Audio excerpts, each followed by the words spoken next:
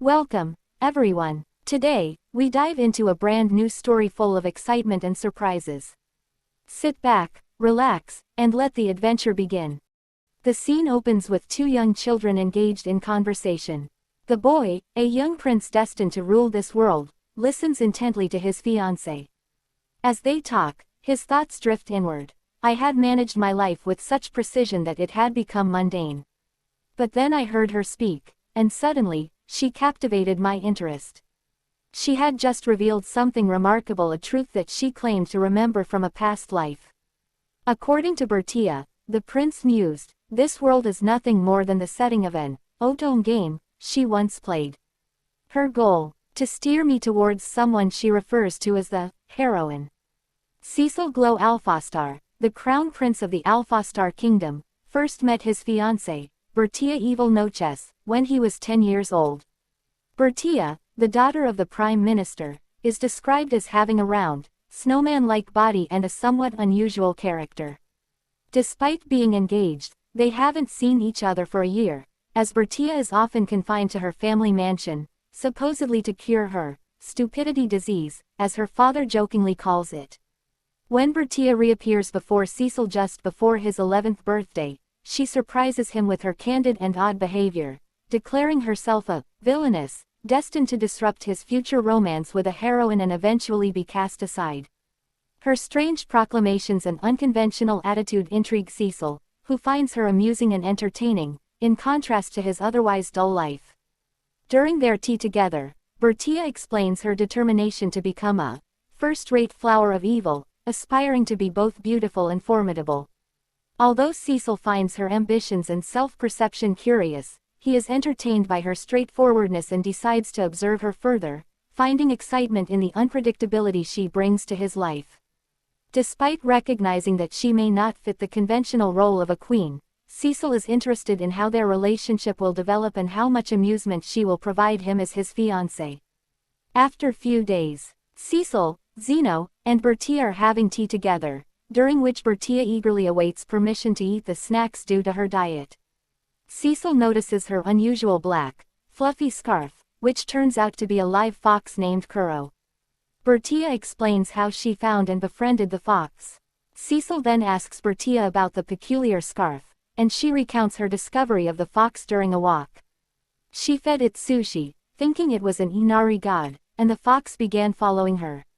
Despite her father's initial reluctance, he allowed her to keep it after seeing how attached she was. Cecil shifts the conversation to preparations for his 11th birthday and their upcoming social debut. Bertia recalls a tragic event from the game world where her mother dies from an epidemic just before her 10th birthday.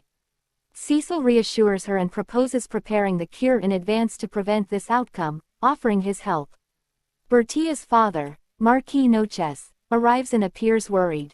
Cecil reassures Bertia about preventing her mother's death and smiles at the Marquis, who is visibly concerned.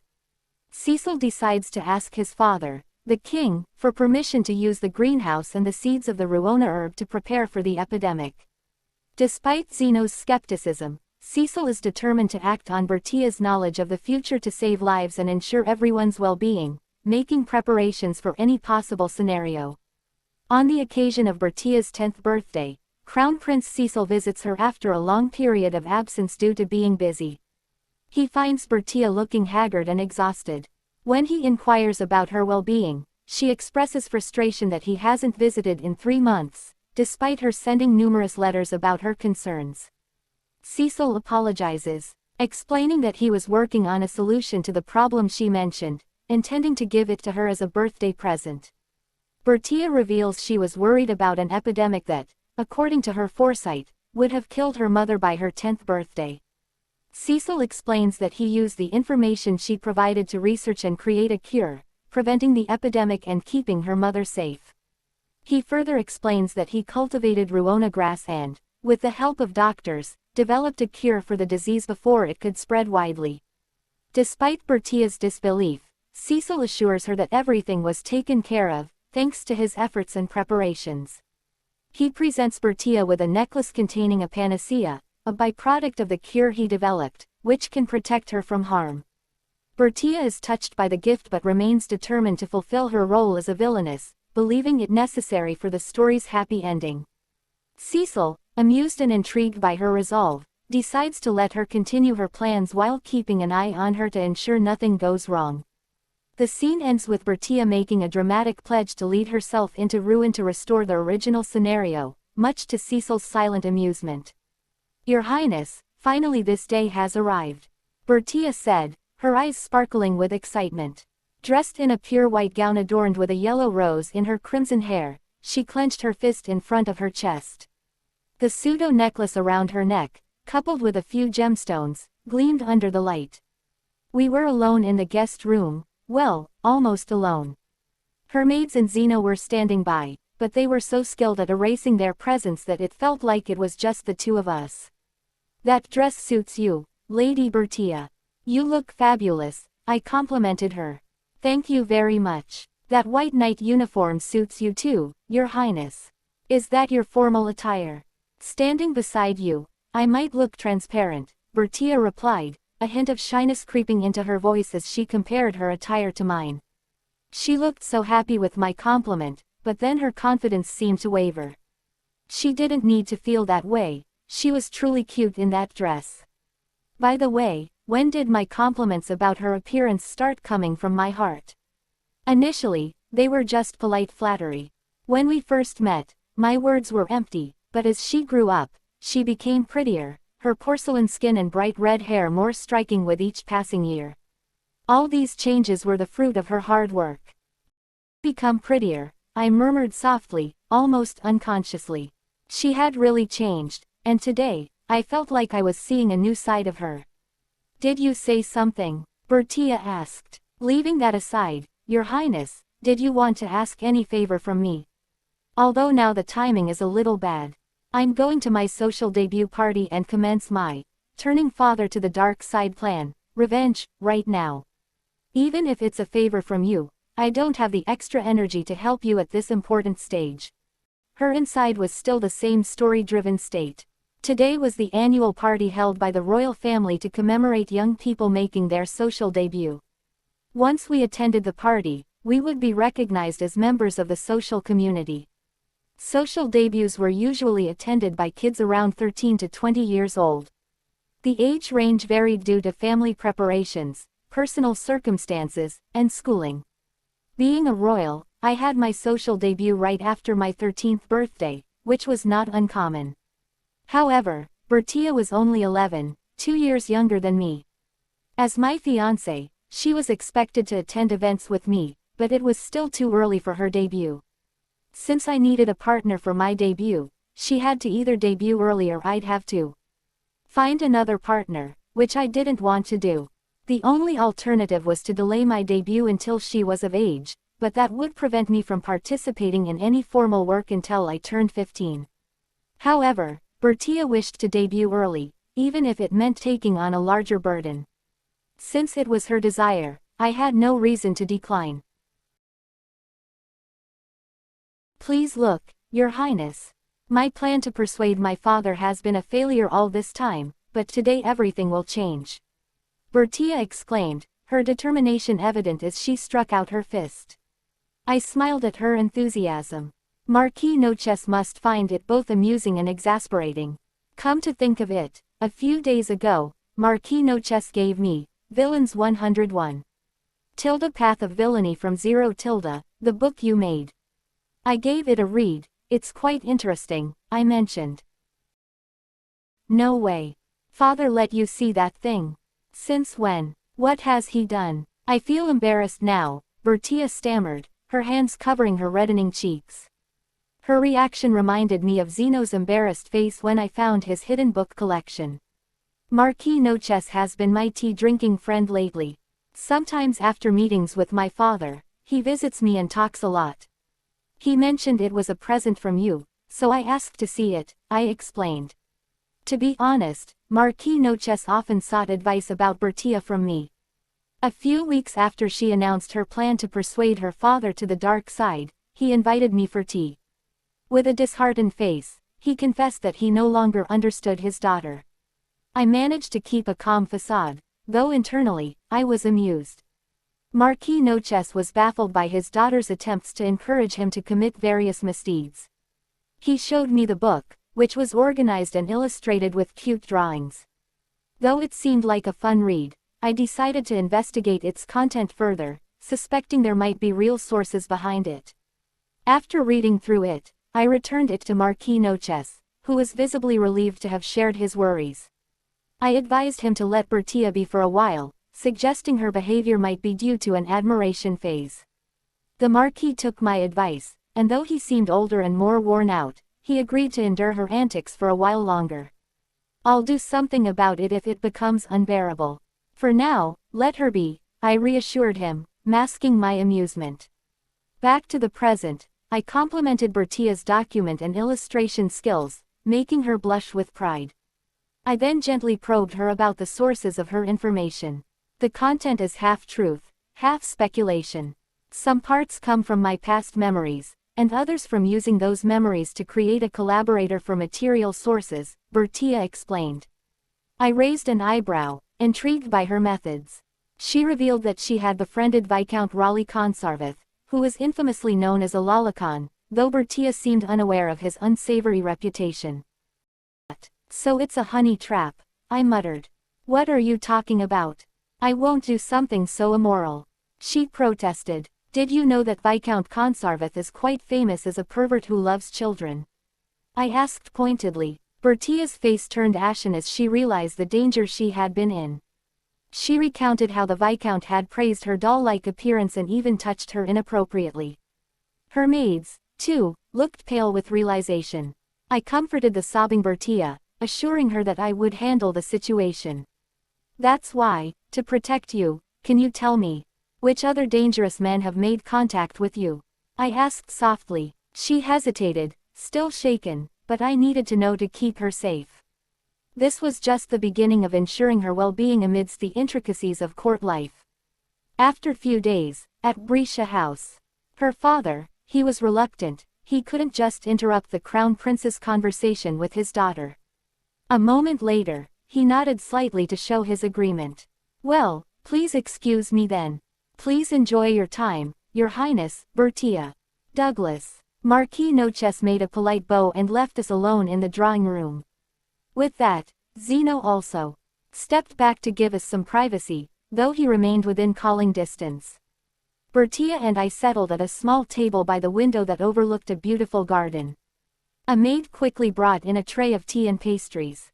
Once we were alone, I turned to Bertia, who was nervously fidgeting with her teacup. Now, Miss Bertia, would you care to explain what has been troubling you so much? I asked gently. Bertia took a deep breath, still avoiding my gaze. Your Highness, as I mentioned in my letters, there are certain events that are supposed to happen. With the birth of my brother, I fear that things will drastically change from what I know, and I am not sure how to handle it. Events? You mean the scenarios you often talk about? I queried, attempting to keep my voice neutral and inviting. Yes, she nodded, finally meeting my eyes. In the original scenario, my mother was supposed to have passed away before now. My brother wasn't supposed to exist, and I worry that his presence might affect the future outcomes significantly. I leaned back, pondering her words. Despite the odd terminology she used, her concerns seemed genuine. Bertia, you've mentioned these scenarios many times, but I think it's important to understand that the future is not set in stone. Just because something happened one way in your scenario, doesn't mean it will happen the same way here. But Your Highness, these scenarios were always accurate in my previous life.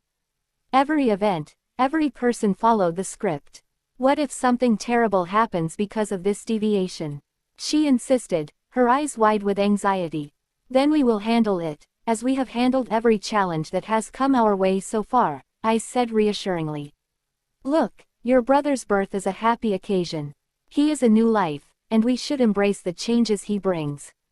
Whatever the future holds, we will face it together. Bertia seemed to calm down a bit at my words, though she still looked uncertain. You're right, Your Highness.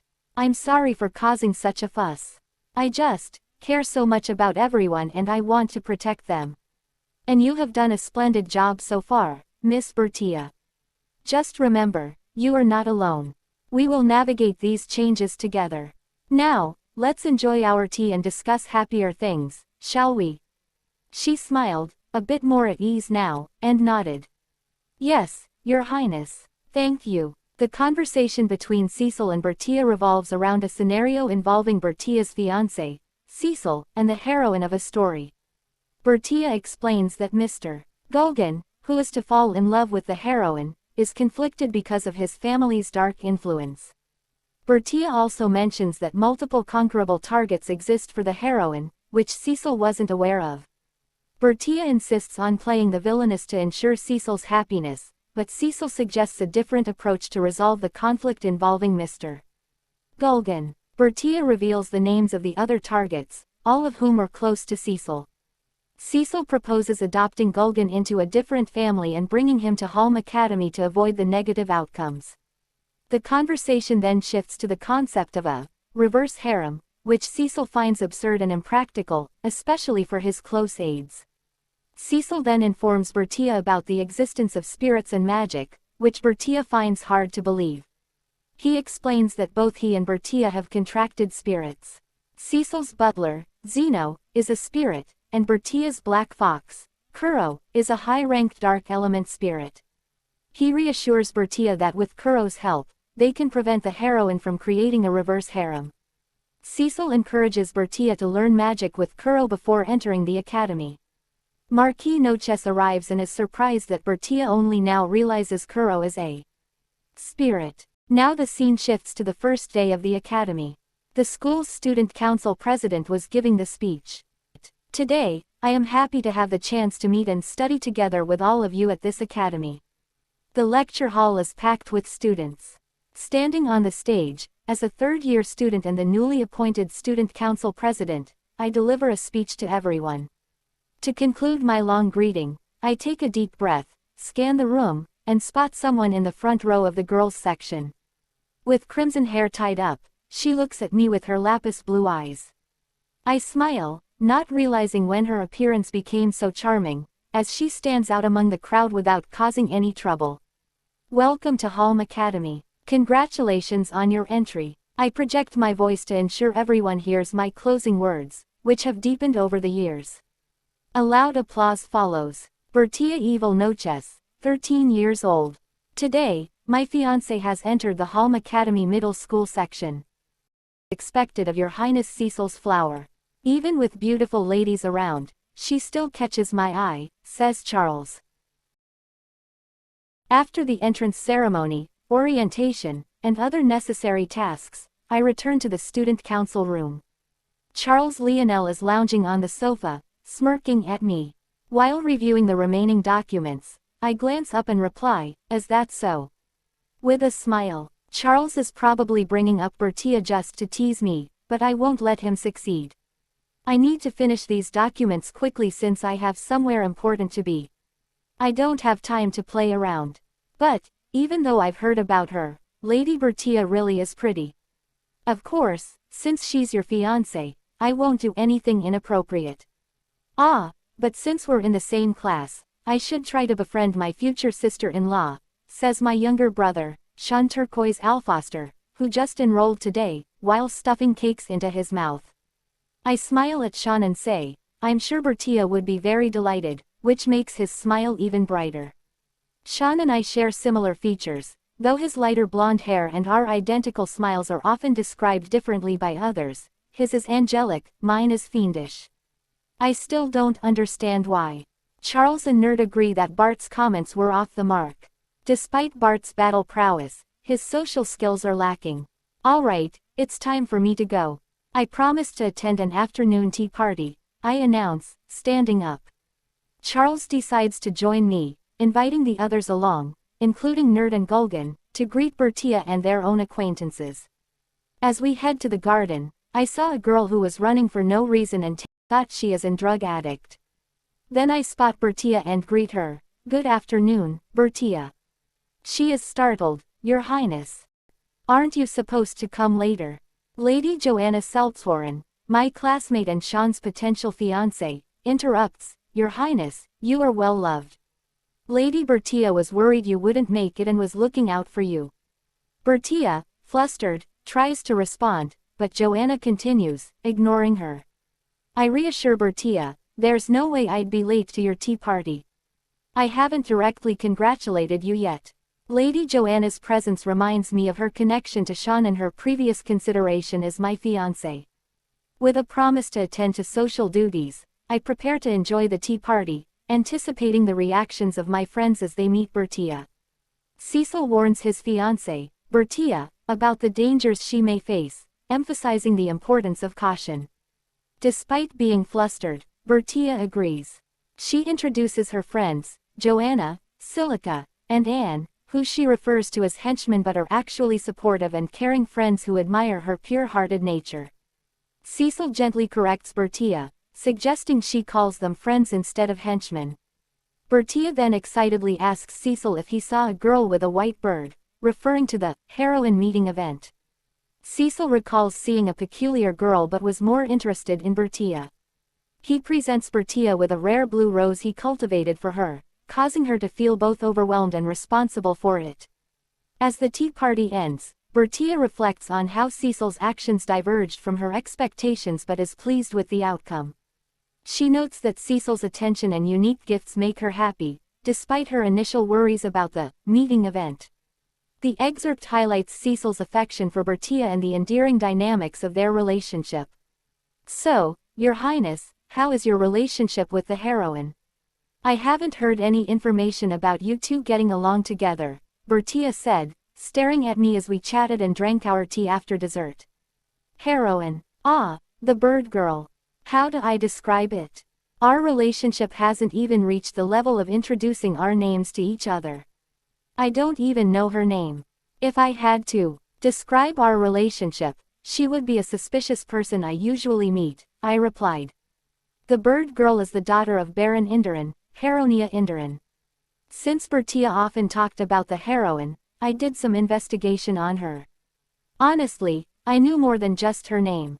Bertia sometimes called the overly familiar, suspicious girl who always came to talk to us, heroine, in public. Since then, her hidden second name became heroine. People around us started calling her heroine to shorten her name, Heronia. To Bertia, it must be a silver lining to a dark cloud. However, despite knowing about Baroness Heronia, there are many social rules preventing me from interacting with her if we haven't been properly introduced. How could this be, even after I guided you to all those event spots? After meeting for a year, why are you still unacquainted? Bertia exclaimed. Guided, you say. As expected, all of that was not a coincidence, huh? I replied, realizing Bertia's intentions. During the time between Bertia's enrollment in the middle school division and my graduation, there were many occasions where Bertia called me to places where I was more likely to meet Baroness Heronia, the heroine. Since it was a favor from my cute fiancé, I didn't mind becoming acquainted with her. But, I felt the situation wouldn't be interesting. So, every time I heard Baroness Heronia's voice or saw her figure, I would smile and leave immediately. That's because I wanted Your Highness to be happy. That's also for the sake of the citizens in this world. But because I'm a villainess, I can't directly mediate between Your Highness and the heroine. That's why I thought I would help you by making the events start normally, Bertia explained, trying her best to make an excuse. Seeing her futile efforts was sometimes cute. While Baroness Heronia was interesting, she wasn't as interesting as Bertia. Recently, I even found her a bit troublesome. In the first place, it troubled me when she thanked me for roses I never sent her. Furthermore, although we hadn't interacted, she would tell me about her bird, the light spirit, and say how it liked being with me. Once, the bird-like spirit rushed towards me, and I reflexively dodged it, causing it to crash into the wall. I didn't feel responsible for that. If it had crashed into me, I might have been hurt. Our non-interaction interactions usually had that kind of feeling. Her speech often followed a script, making it less interesting. Actually, I did ask Joanna-sama and the others to introduce Heronia-sama to Your Highness. But they would always refuse me, saying, Bertia-sama, that kind of kindness can hurt people, you know. Or, There's nothing worse than getting help from the partner of your illicit love, Bertia said, trying to mimic Joanna Joe's speech. Bertia, I have my own reasons for keeping my distance from Baroness Heronia. That's why you don't need to try so hard. Just look over me, okay? I reassured her. Your Highness, did you do that because there's some complex reason in it? Of course, Your Highness wouldn't just let an adorable princess leave like that. I'm sure there's some kind of strategy in it, Bertia said. Of course. I won't just overlook a cute princess. I'm trying my best every day, you know. I replied half-heartedly, noticing she misunderstood me splendidly. My main reason for keeping my distance was that it seemed troublesome, and I didn't want to be close to a suspicious person. Besides, I didn't want to shorten my time observing Bertia. Even without clearing the misunderstanding, I didn't tell any lies. Come to think of it, Bertia, recently my friends always talk about you, I mentioned. About me? What kind of things did they talk about? I have no recollection of doing anything, Bertia replied, tilting her head. Starting from last year, you put effort into interacting with my friends, right? I asked. Ah, about that. I did my best to prevent the reverse harem and their conquering roots, Bertia said, her expression brightening. Silica was called by Prince because she stated that she and her all-friend made an Burita fan called because she is very cool. Once Silica was in trouble, so Bertia tried to help her. Hearing this, Prince knew that Burita wanted to act villainous, but she always captured people's hearts. The prince revealed that he knew that she liked his younger brother. Hearing this, she was embarrassed. Silica firmly requests Cecil's permission to borrow his fiance, Bertia, for 2 hours to educate her on matters of the heart. Cecil agrees, noting the time limit is out of pity rather than necessity. Silica, with a determined smile, expresses her intent to thoroughly educate Bertia. Despite Bertia's silent tears and fear, Cecil reassures her that it's a form of queen training, and encourages her to apologize to Silica and make up with her best friend. Charles, my close aide, once complained about Bertia exposing his hidden crush on Anju, his brother's fiancé candidate. Bertia, thinking she was helping, unintentionally created a dramatic situation. Eventually, it led to Charles confessing his feelings to Anju, and they began a sincere relationship. In another instance, Nert, another close aide, snapped at his childhood friend, Silica Ju, who always took care of him. Bertia intervened, scolding Nert and defending Silica's dedication and love for him. This confrontation made Nert realize his feelings for Silica. These situations, although sometimes troublesome, often led to positive outcomes. Despite the chaos, Bertia's actions brought about change and growth in those around her. After receiving guidance from Silica Ju, Bertia's chaotic behavior was somewhat contained.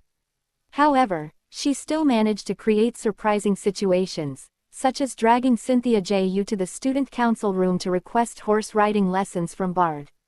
Cynthia Ju was already skilled in horse riding, contrary to the rumors of her being frail due to illness. Bertia, realizing her mistake, was embarrassed. Cecil expressed his concern about the rumors that might arise from her behavior.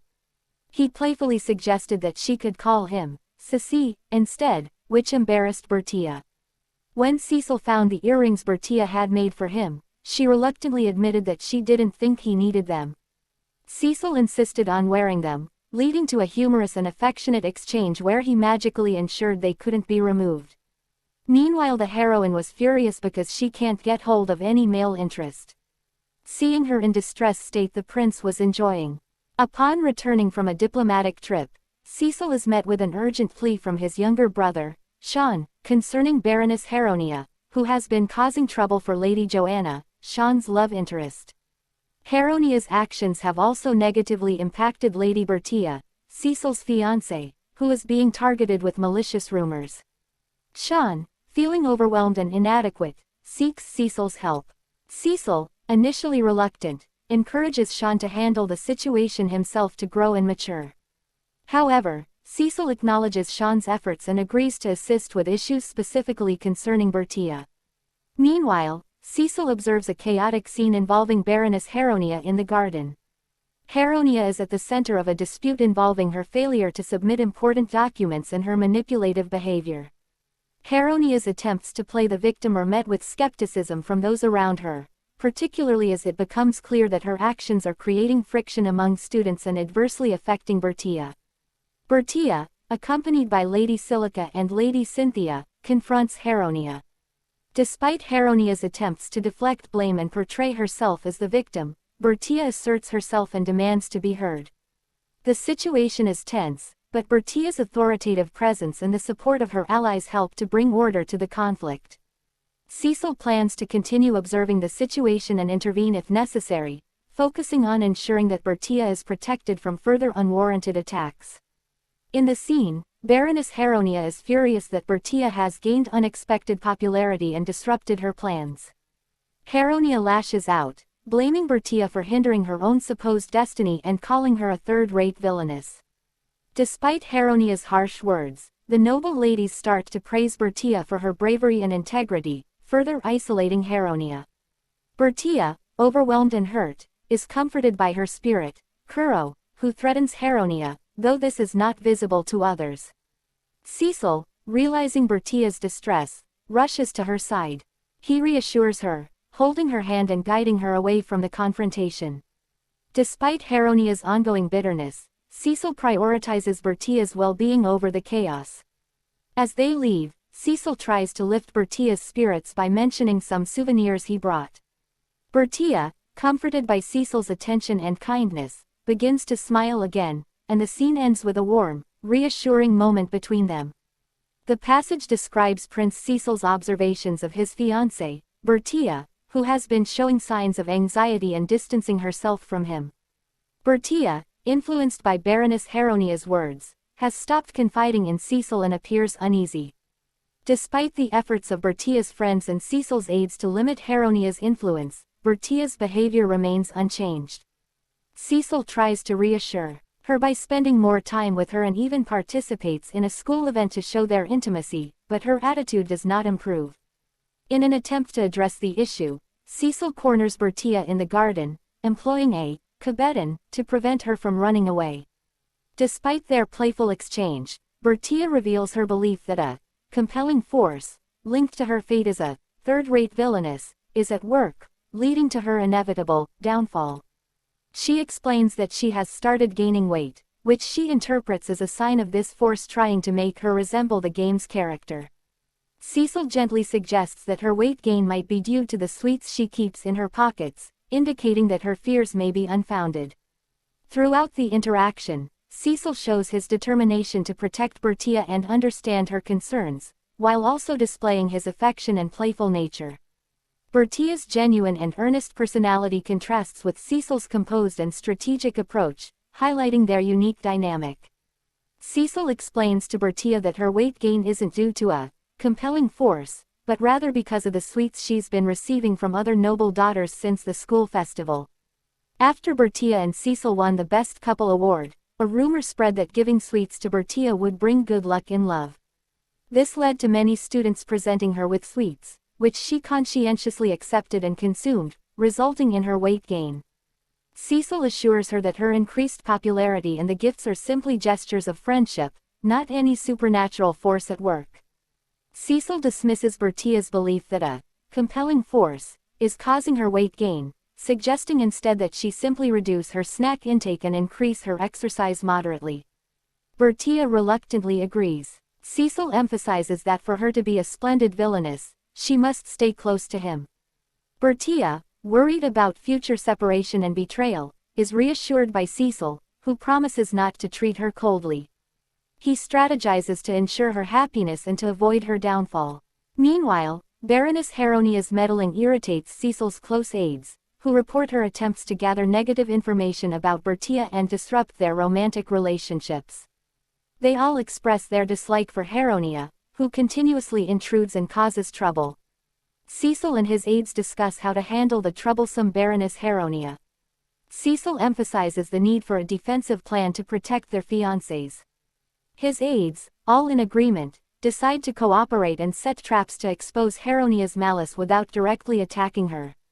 Cecil assures them that they will only act if Heronia poses a real threat and instructs them to monitor her movements. Cecil further explains that if Heronia inquires about Bertia or her household, Culgan should neither confirm nor deny anything, allowing Heronia to reveal her intentions. Cecil reassures everyone that Bertia and her family have nothing to hide. He also insists on keeping their plans secret from Bertia, knowing her tendency to act impulsively.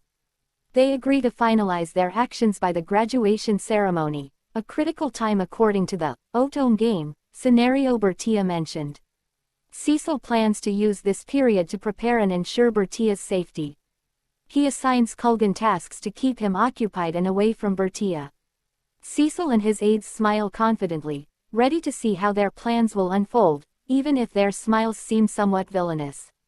Cecil visits his father, the king, to seek information about the fated girl, a phrase that's been bothering him. Despite his extensive search in the library, he found no conclusive information and hoped his father might know something. Cecil brings sweets for his mother and prepares materials for his father's government work to ensure his father's attention. During their conversation, Cecil's father is surprised by Cecil's interest in a romantic concept and asks if Cecil has checked the library. Cecil confirms he has but found nothing useful. He then asserts that it might be related to royalty, hoping his father might have some insights. However, his father, after some thought, admits he knows nothing specific about it, though there are numerous prophecies and legends related to royalty. Cecil probes his father for any hidden knowledge but concludes that his father is truthful. They discuss the matter further, with Cecil emphasizing that if such a fated girl exists, she could be a nuisance and would be dealt with accordingly. His father teases him about this interest, and Cecil reaffirms his commitment to his fiancée, Bertia, a choice his father had made. The conversation shifts to a lighter tone, with Cecil's father asking if Cecil's life is fun. Cecil affirms it is, thanks to Bertia. They joke about their family dynamics and the importance of keeping relationships moderate until marriage. As Cecil prepares to leave, his father offers a heartfelt message, expressing pride in Cecil and offering support if Cecil ever needs it. This moment of sincerity reassures Cecil, making him realize he had some underlying anxiety despite his confident plans. Cecil thanks his father and leaves, feeling a sense of relief and gratitude for the support offered. Cecil and his fiancée, Bertia, are spending a leisurely afternoon together, 3 months before their graduation ceremony.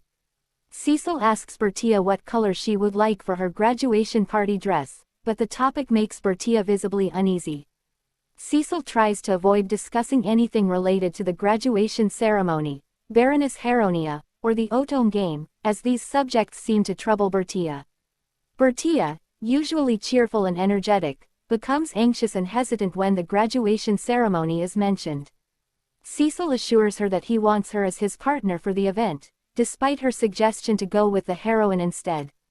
His insistence on having Bertia as his partner leads to a tense exchange, where Cecil's irritation shows.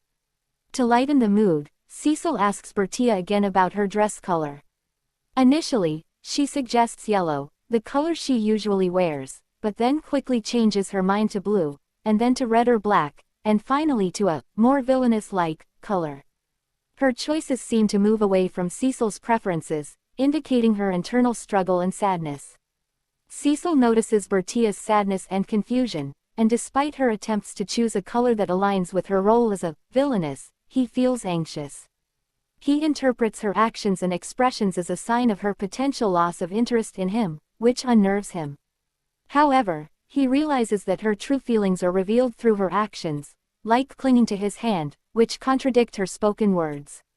Cecil is troubled by the thought of Bertia losing interest in him, despite understanding that her actions show she still cares for him. This realization causes him anxiety, even though he logically knows her feelings haven't changed. The scene ends with Cecil feeling uneasy about the possibility, however small, of Bertia's feelings shifting away from him. Cecil is handed a diary by Bertia, which she claims documents her past evil deeds, intended for her downfall. Inside, Cecil finds records of minor mischief and misunderstandings, rather than any genuine malice. Bertia believes the diary will ensure her downfall, which she sees as necessary for Cecil's happiness. Cecil, frustrated by her obsession with the idea of her downfall, questions why she wants to leave him. Despite her tearful denials, Bertia insists that Cecil's happiness lies in being with the game's heroine, a notion Cecil finds absurd.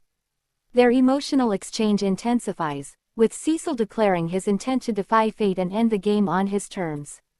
Cecil remains resolute, deciding to choose Bertia's graduation dress, symbolizing his commitment to shaping their future despite her fears. The conversation ends with Cecil smiling, though he feels an underlying pain, as he prepares to challenge the fate Bertia believes is inevitable.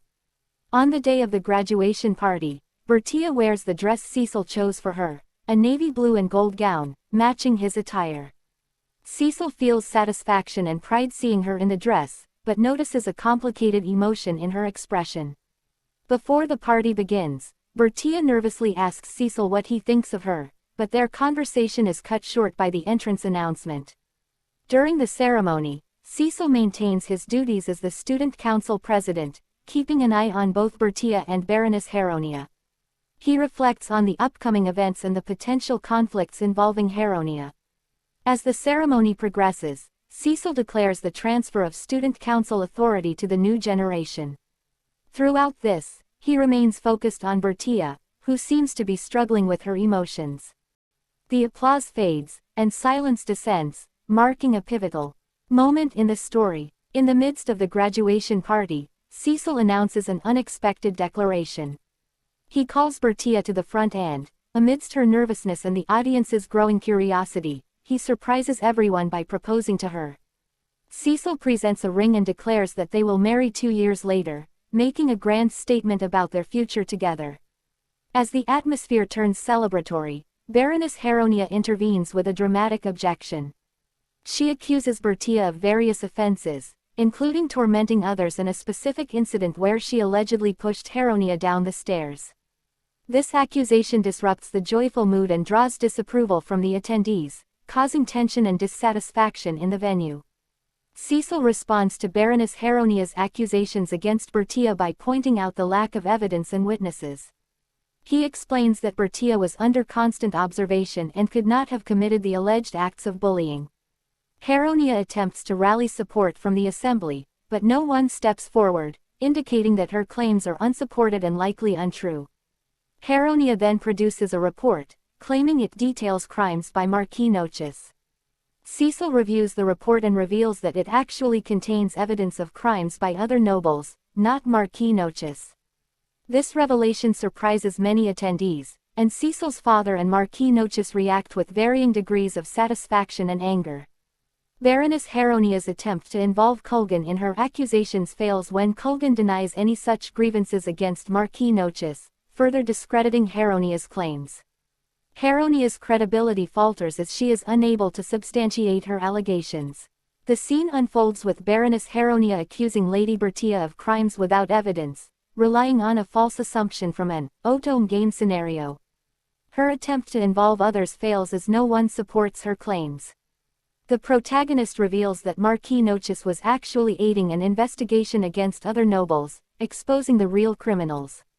Baroness Heronia becomes desperate, proclaiming herself as the Crown Prince's destined heroine, but her words are nonsensical and damaging. Her ranting escalates until she is restrained by knights. As she is taken away, a light spirit, believed to be her partner, attacks. The protagonist and Bertia are protected by a barrier from Kuro and Zeno, but the spirit breaches it, causing a minor shock. The protagonist shields Bertia, but he is injured, and the scene ends with him losing consciousness amidst Bertia's anguished scream. The narrative emphasizes the delusion of Heronia and the protective bond between the protagonist and Bertia. Upon regaining consciousness, the protagonist finds himself in a pure white space, suspecting it to be influenced by the light spirit. He feels fine but can't check his real body. He believes the spirit's power is limited and that it can't hold him long, estimating a time frame of 10 to 20 minutes. He decides to wait rather than risk damage by forcing his way out. The white space transitions to the royal palace's audience room, recalling a past meeting with an 8-year-old Bertia. However, This Bertia is nervous and proper, unlike her usual lively self, creating a sense of discomfort in the protagonist. The scene shifts to the garden where Bertia had previously confessed her role as a villainess from an otome game. Yet, here, their conversation is ordinary and emotionless, contrasting sharply with their real interactions. This version of Bertia is just a normal noble lady, making the protagonist feel bored and disinterested. As the protagonist watches these scenes, he feels a growing discomfort and realizes his body is turning into a bisque doll. He recalls Baroness Heronia's words about being an intelligent doll without a heart. Seeing his younger self as a doll, the protagonist understands he was once emotionless and duty-bound. He now values the emotions and warmth Bertia has brought into his life. Feeling the warmth and emotions slipping away, the protagonist rejects this counterfeit world created by the light spirit. He recognizes it as an illusion, but the experience is still unsettling and dangerous. The protagonist debates whether to forcibly escape the white space or wait for the light spirit's power to deplete. Despite understanding it's a dream created to confuse him, he feels increasingly uncomfortable as his body gradually turns into a doll's. The scene shifts to various moments in his life, showing a different Bertia who follows a conventional noble path. This Bertia, unlike the real one, is unremarkable and doesn't evoke any emotion from him. As he sees more scenes, the protagonist realizes how his feelings and warmth are being drained, turning him back into a doll-like state. He reflects on how Bertia brought emotions and warmth into his life, contrasting sharply with the emotionless existence he had before. Despite understanding that the scenes are fabricated, he struggles with the unpleasant sensations and the fear of losing his real emotions. Eventually, the light spirit creates an illusion where Baroness Heronia is his fiance instead of Bertia. Although the illusion offers comfort, he feels it's wrong. Seeing a scene where Bertia cries out in sorrow snaps him back to reality. His genuine emotions boil over, and he rejects the fake solace from Heronia, causing the illusionary world to crack and collapse. Confronting the light spirit, who appears as a small boy, the protagonist reaffirms his choice to follow the path with Bertia, rejecting the future the spirit tries to impose. He declares his preference for the life and emotions he's found with Bertia, feeling no need to revert to the original path the spirit shows. The protagonist, Cecil, is in a dream created by the light spirit to make him choose Heronia over Bertia. The light spirit, desperate, pleads with Cecil, saying that Heronia will be sad and bitter if not chosen. Cecil, however, feels no compassion for the spirit that hurt Bertia. He realizes the importance of the emotions he has experienced with Bertia, making him reject the spirit's request. Cecil explains that Heronia's selfish actions have made her unlikable and that hurting others for personal gain is wrong. He highlights the difference between Heronia and Bertia, emphasizing Bertia's kindness and efforts. As the light spirit becomes more desperate and transparent, realizing its impending end, it appeals to Cecil to convey a message to Heronia.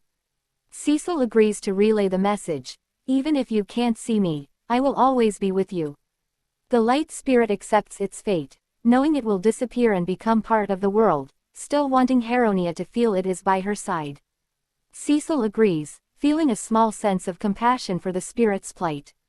He acknowledges that, despite not liking them, there are things he learned from the spirit and Heronia.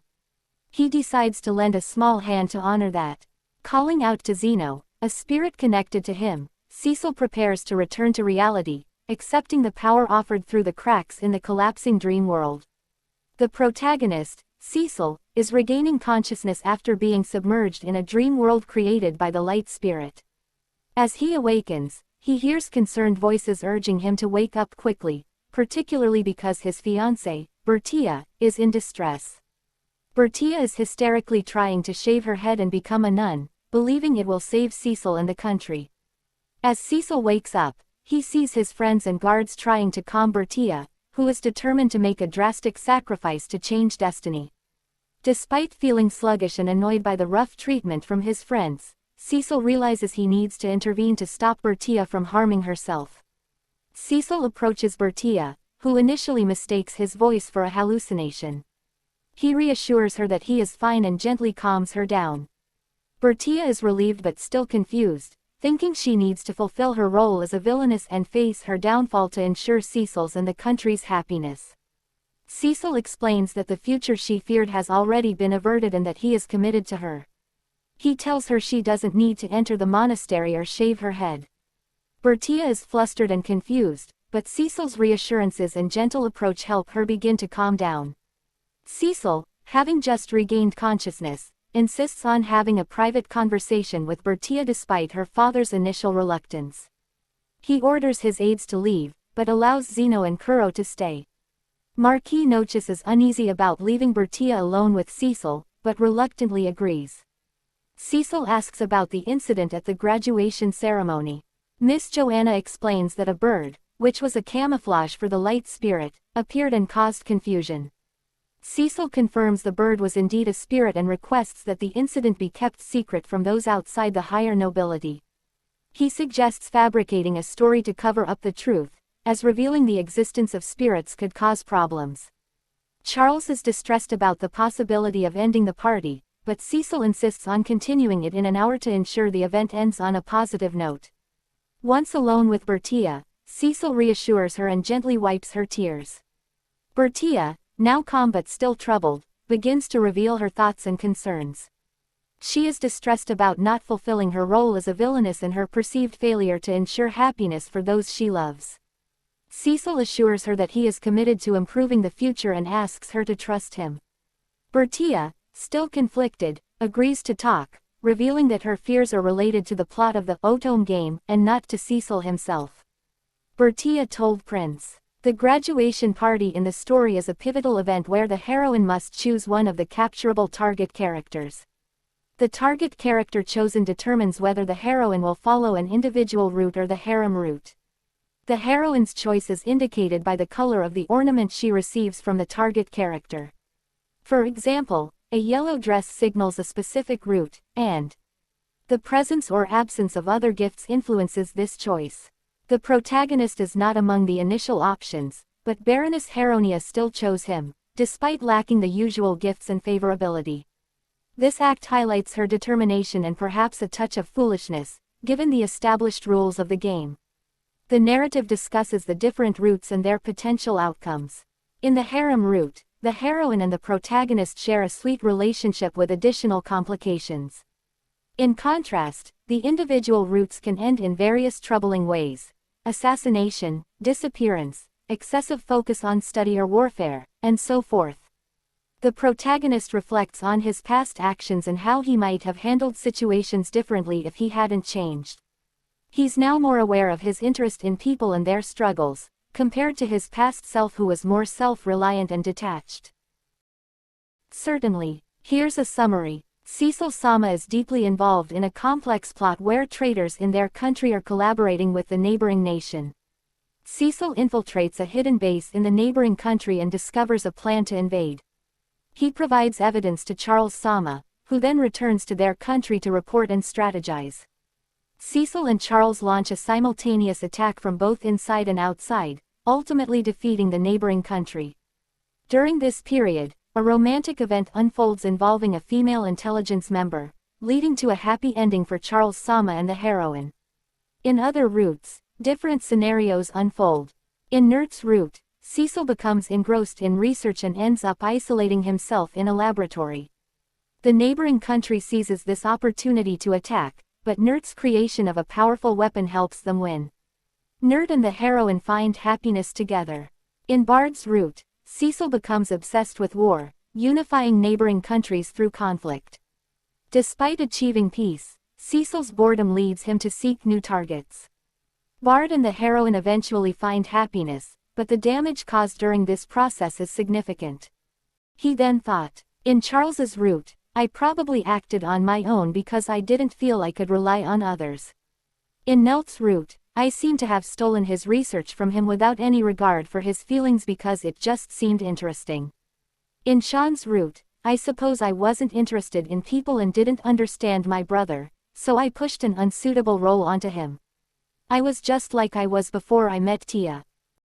Bertia, visibly troubled by these scenarios, reassures Cecil that he is a kind and gentle person, distinct from the cold and distant figure in the game. Her emotional response and belief in Cecil's warmth deeply affect him. Cecil acknowledges that he still has areas to grow and understand but is determined to strive toward becoming a better person, inspired by Bertia's belief in him.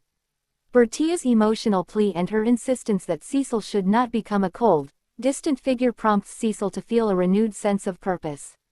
He reflects on the unique role Bertia plays in his life and the importance of her presence. Despite the complexities and potential for darker paths, Cecil is motivated to remain committed to his growth and relationship with Bertia. The scene concludes with Cecil seeking reassurance from Zeno and Kuro, showing his determination to address the situation and uphold his commitment to Bertia. Bertia, initially shocked and flustered, realizes she has feelings for Cecil, who confesses that he likes her too and considers her his fated girl. This declaration comes with a special mark on the back of her hand, which she learns is a proof of their bond. The mark, bestowed by Kuro, signifies that Bertia is Cecil's chosen partner, and it also means that he can track and protect her. Despite Bertia's initial confusion and embarrassment, she becomes excited about the possibilities this mark offers and is eager to do everything she can to support Cecil. She even makes humorous suggestions about learning new skills to entertain him. Cecil, while pleased with Bertia's reaction, notices that she doesn't fully grasp the seriousness of the mark and instead interprets it in a more light-hearted way. He then receives a similar mark from Kuro, signifying his commitment to Bertia. Cecil and Bertia's relationship deepens as they both embrace their roles as partners. Cecil's confidence in their future together grows, and he looks forward to their marriage, finding the prospect of their life together very promising. In the royal palace's audience room, Crown Prince Cecil stands beside his father, the king, as they confront Baron Indran, father of the disgraced Baroness Heronia. The graduation party had resumed quietly after Heronia's outburst, and although her actions were downplayed, the underlying issues remained unresolved. Heronia, having been expelled from the academy and placed under royal supervision, is confined to a room for high-ranking nobles.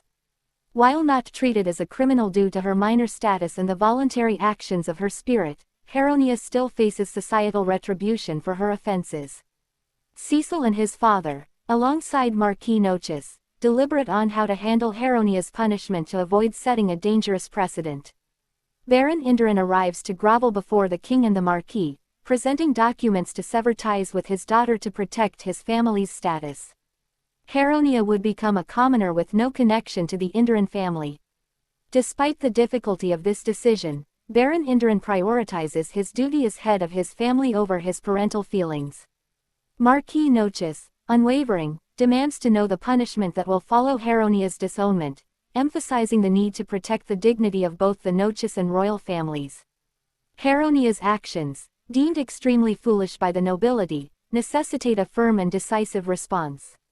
Baron Indran proposes sending his daughter, Heronia, to a monastery without the protection of their house, ensuring her basic needs are met while making her reflect on her actions.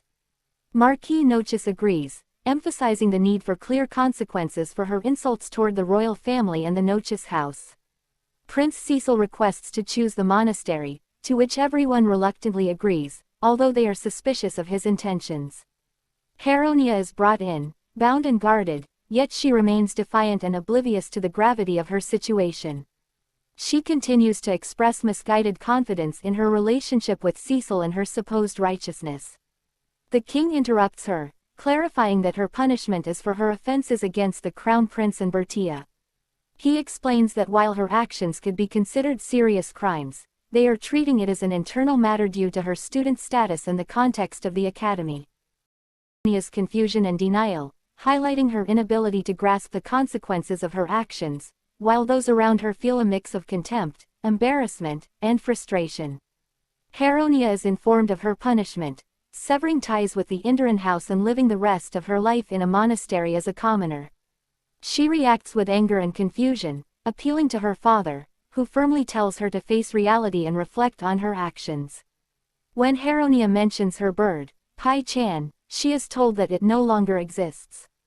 This news devastates her, showing the first signs of genuine remorse and sorrow. Prince Cecil then approaches her, giving her a fragment of Pai Chan's core and offering her a choice between two monasteries, one close to the capital with a mild climate but weak light energy, and another in the harsh northern region with strong light energy that might restore Pai-chan. Heronia chooses the northern monastery, demonstrating a shift from her selfishness to a willingness to endure hardship for the sake of her friend. Cecil explains to Bertia about Heronia's fate, detailing her choice to go to the northern monastery to restore the injured spirit. Bertia is relieved, admiring Heronia's sacrifice.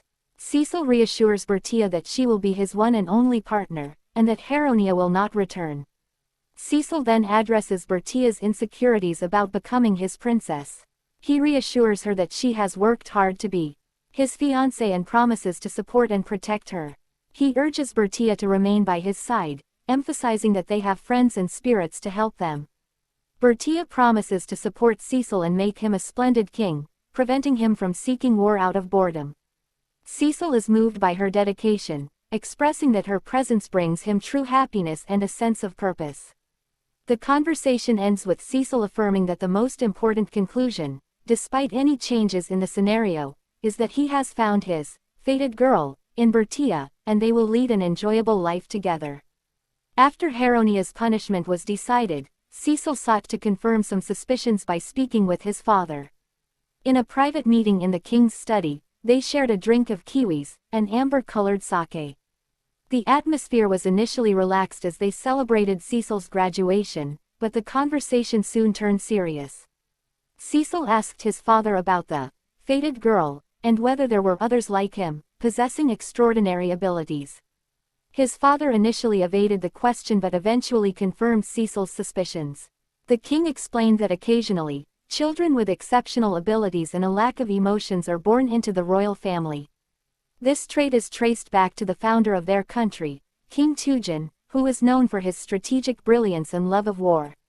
King Tujin, referred to as the Hero King, was actually driven by an obsession with war rather than a desire for peace. This obsessive nature is a characteristic passed down through the royal bloodline. Cecil's father also mentioned Queen Alne, Tujin's wife, who played a crucial role in managing Tujin's extreme tendencies. The conversation revealed the burden and complexities of Cecil's lineage, explaining his own dispassionate nature and intense focus on interests that stimulate his emotions. This legacy of extraordinary ability and emotional detachment is a secret closely guarded within the royal family. King Tujin and Queen Alne were childhood friends and children of tribal chiefs whose tribes had a favorable relationship. They were likely betrothed from a young age. King Tujin, a child disinterested in most things but exceptionally talented, was captivated by Queen Alne's happiness and the new games she introduced. One game, mimicking war, deeply engrossed him, leading him to real-life warfare when his tribe went to war. He excelled in battle, eventually gaining full authority and unifying numerous tribes. Queen Alne, opposed to war, eventually stood up to King Tujin, expressing her disdain for unnecessary conflict. Her words, "If you meaninglessly take away life, then I will come to hate you," made a profound impact on him.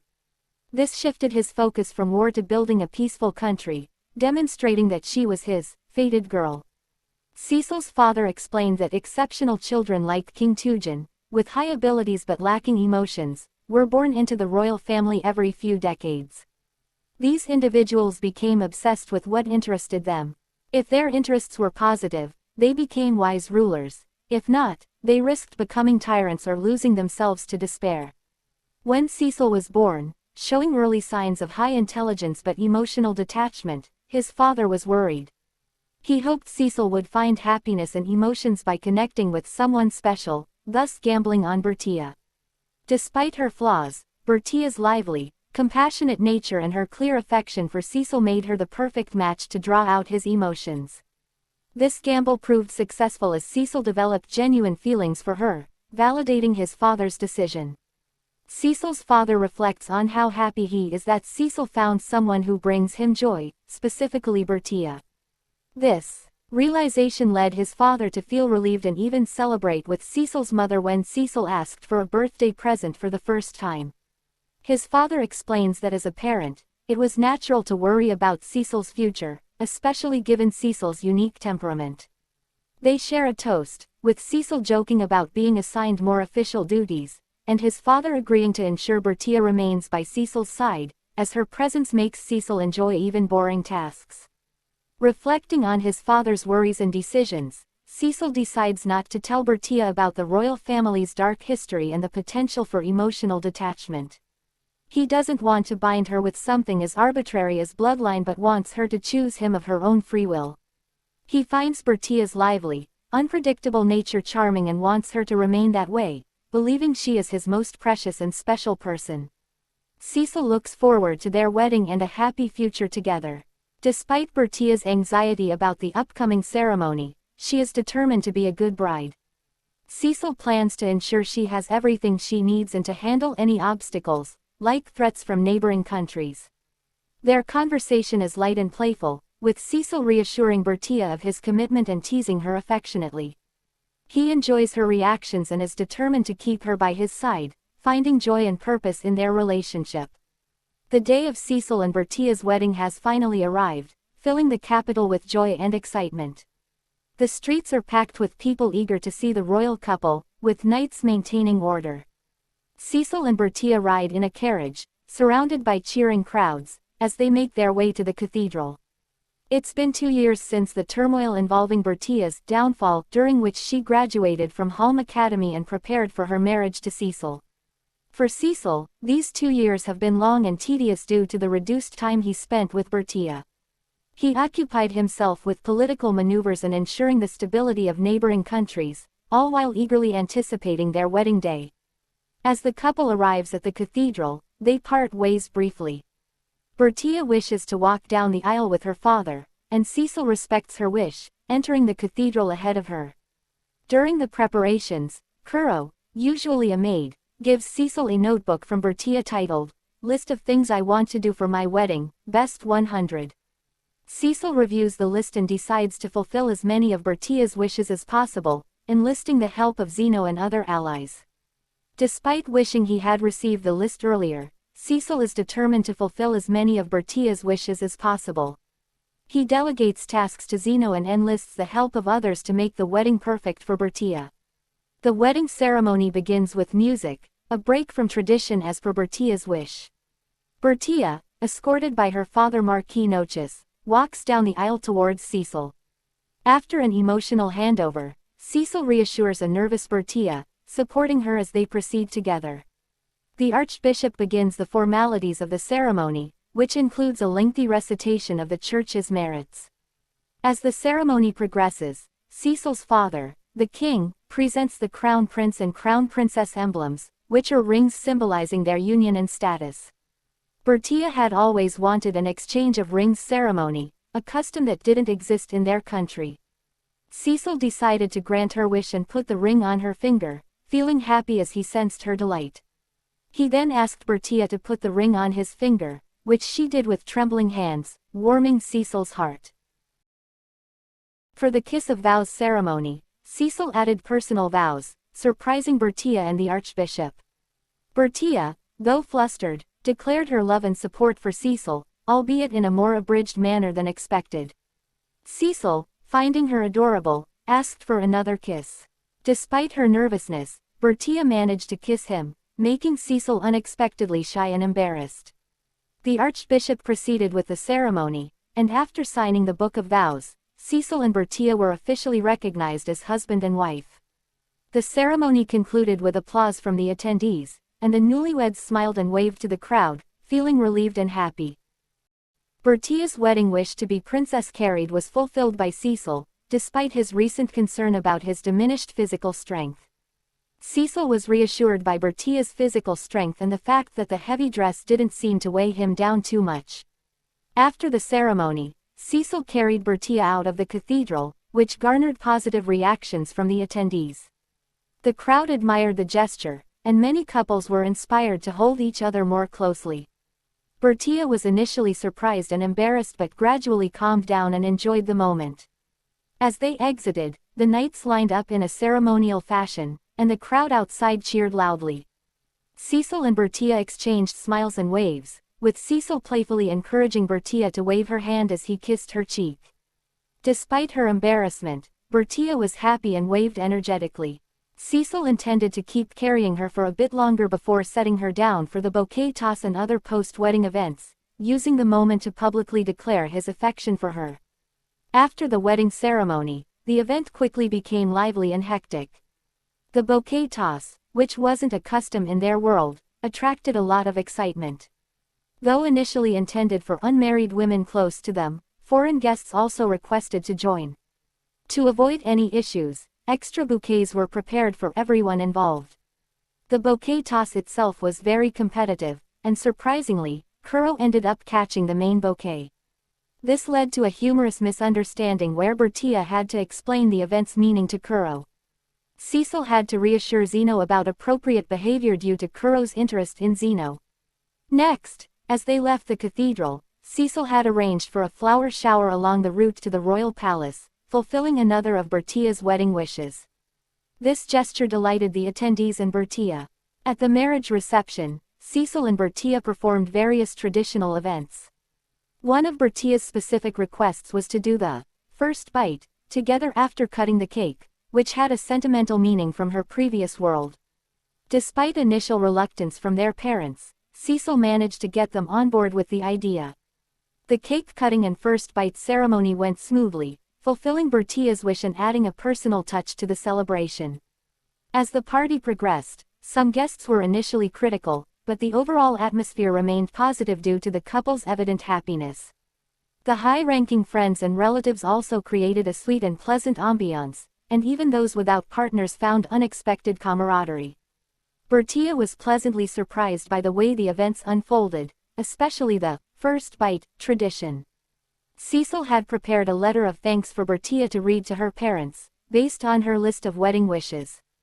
Despite Bertia's initial panic and the need to adapt the letter on the spot, she managed to deliver an emotional and heartfelt message. Her parents and others were deeply moved, and the venue was filled with tears and applause. The couple also handed out flower bouquets to their parents, aligning with another of Bertia's wishes.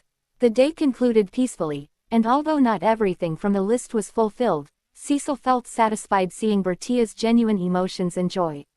Few days later, Bertia, distressed, confides in Cecil about her struggles to be a useful crown princess despite her previous life knowledge. She feels overwhelmed by her inability to implement this knowledge effectively. Cecil reassures her that she is already valuable and highlights her recent success, noting how others have sought her advice on planning weddings.